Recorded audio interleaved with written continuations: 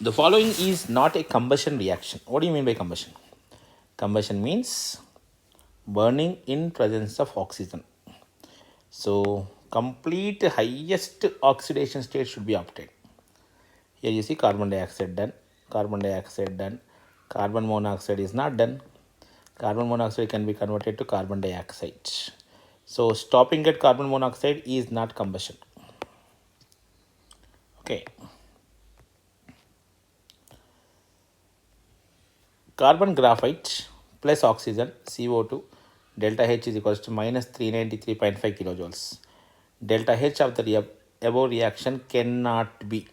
It is definitely heat of formation of carbon dioxide, right statement. Heat of combustion of carbon, right reaction. Heat of reaction, right. Heat of transition. No, it is not heat of transition. Here no transition is taking place. Here particular reaction is going on. Okay. It is heat of formation of CO2, exactly correct. Combustion of carbon is right. Heat of reaction is also accepted. So we are in one more assignment.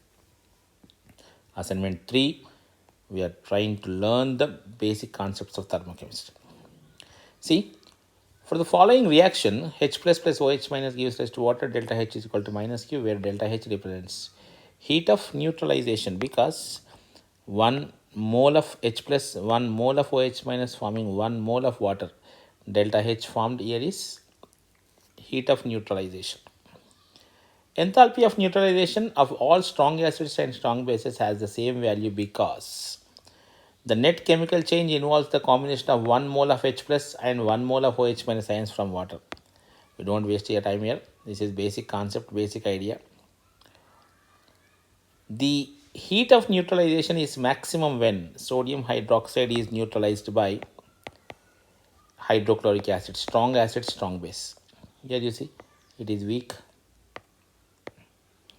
Ammonium hydroxide weak, ammonium hydroxide weak, this is weak, both strong, minus 13.7 kilocalories per mole or minus 57.3 kilojoules per mole. Here minus means energy released. I think you got it.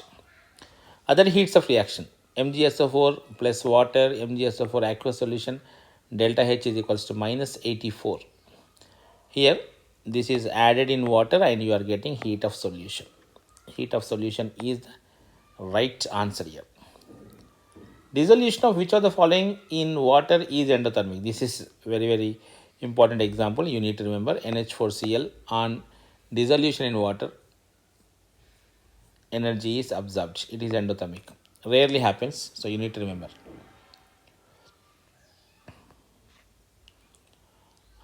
Watching Bangladesh versus India match actually.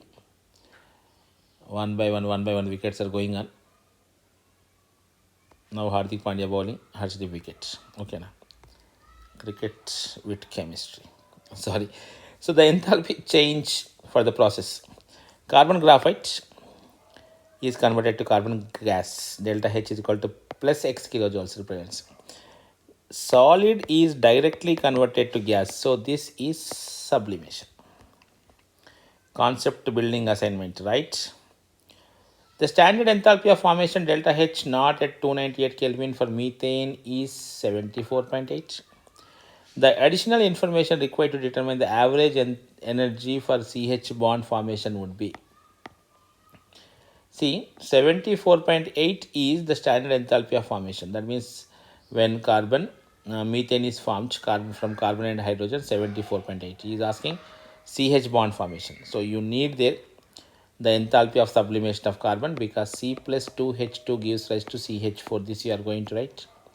This is in solid state, this is in gaseous state, so sublimation is required and breaking of this hydrogen is required. The dissociation energy of hydrogen and the enthalpy of sublimation of carbon, these two values are required. For the transition of carbon diamond to carbon graphite, delta H is equal to minus 1.5 kilojoules. It follows that graphite is more stable than diamond.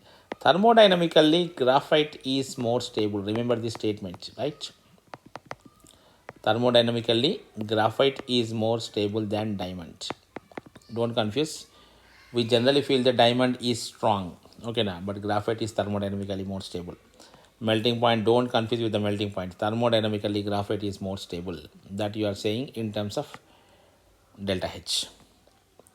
Which of the following is not correct? Okay. Dissolution of NH4Cl in excess water is endothermic. Just now we were seeing this point. Neutralization process always exothermic, right?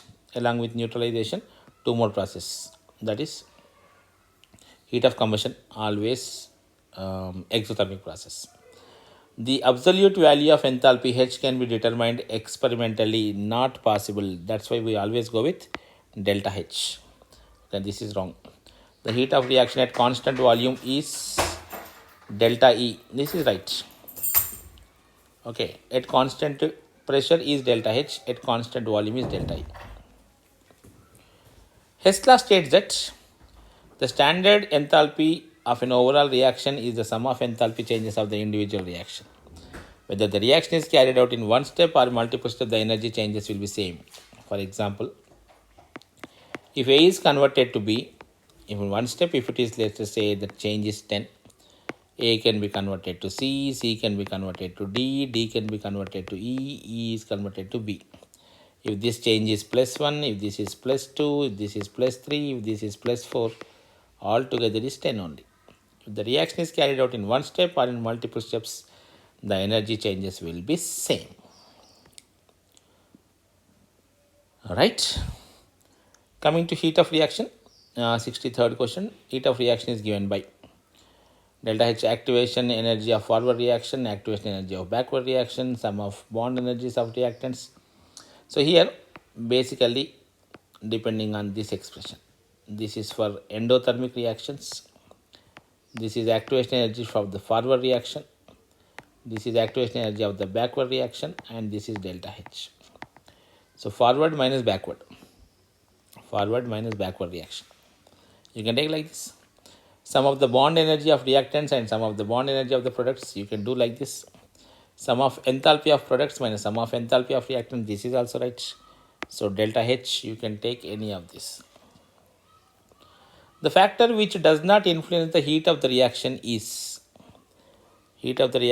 not depending on number of steps. It may be one or more than one, but the energy changes will be constant. Hess law. Hess law is based on first law of thermodynamics, basically neither created nor destroyed, but can be transferred from one form to another form. Obviously, Hess law is nothing but first class application, like that you can say. In which of the following equations delta H of reaction equals to delta H formation? Delta H formation means the compound should come from 1 mole. The compound should form 1 mole and must come from its constituent elements in its standard state. So see, xenon is a gas, fluorine is a gas. This is right, 1 mole is formed. CH2Cl, if you want, it should come from carbon, not from CH4. So this is wrong. N2O3, ozone is not considered. Oxygen is considered. Ozone is not considered here. CO, of course, this reaction is something wrong. It should not be used to CO. It should be C. So this is the right option. Second law, third law, and S and G. That means entropy and Gibbs energy. First law does not tell about feasibility of a process. First law says only internal energy and the heat supplied and the work done. About this only we will discuss in first law. And perpetual motion machine of first kind is not possible. Without giving any energy, no machine is there which can work. Can you? Do you work without taking salary? No, na? Definitely. Okay. So like that only, every machine needs some energy to work. For change in entropy, units are joule per mole per Kelvin. Joules per mole per Kelvin. In standard state, the non-spontaneous reaction is freezing of water is non-spontaneous. It never happens. Okay. Melting of ice is spontaneous. Natural radioactivity is spontaneous. Rusting of iron is spontaneous. Freezing of water is non-spontaneous. So this is your answer. The incorrect statement according to second law of thermodynamics is, second law of thermodynamics says heat cannot flow from colder body to hotter body on its own right. All spontaneous processes are thermodynamically Okay, now irreversible, right? Heat can be converted into work completely without causing some permanent changes in the system or surroundings. Heat cannot be.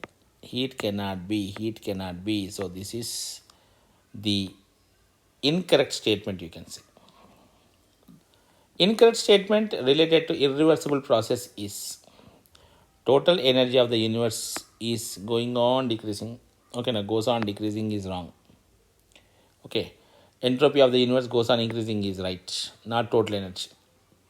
Gibbs energy of the system goes on decreasing. Total energy of the universe remains constant. Total energy of the universe goes on decreasing is wrong. That must be mentioned in terms of entropy. False statement regarding second law of thermodynamics is any spontaneous process taking place in isolated system delta S is equals to 0. Spontaneous process means delta S must be positive. Okay, and here false statement is mentioning generally for all spontaneous reaction delta S must be positive. Okay, now but here mentioned isolated system. Isolated means it is not at all related to any other, it is individual. Okay, now when it is individual, how can it change its entropy? It is not in communication, not in touch with any other surroundings. Isolated system it is. Okay, so this is the incorrect statement, or is a false statement. Entropy of a system depends upon pressure, volume, and temperature. One of the following reaction involves in decrease of entropy. Entropy decreasing means gas should convert into liquid, or liquid should convert into solid, or gas should convert into solid. Here crystallization. So crystallization means becoming solid. So definitely entropy decreases. Decomposition of gases into O4, number of moles are increasing. Burning of rocket fuel, moles are increasing definitely. Sublimation of dry ice, solid CO2 is converted to gaseous CO2. So answer is second option.